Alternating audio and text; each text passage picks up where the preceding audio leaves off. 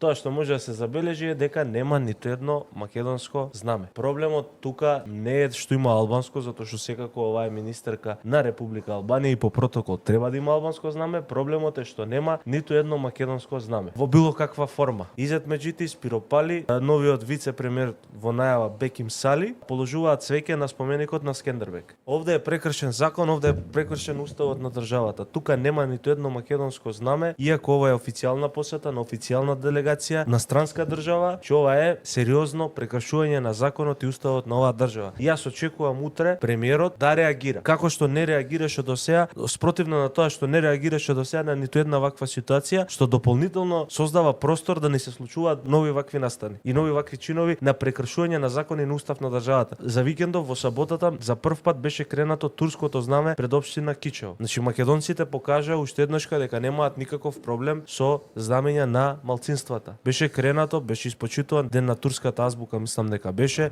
имаше свечена академија, на секој можен начин беше испочитувано турското малцинство во државата. Тоа е све окей, ајде ќе се почитуваме сите, но не може некој Изет Меджити да не го почитува македонското знаме, државното знаме. Знамето на државата во кој што тој е граначалник, беше граначалник претходно, во кој што Беким Сали е вице-премиер, ова е непочитување на државата која што им дава плата секој месец. И тоа робусна плата од 90 до 150 илјади денари.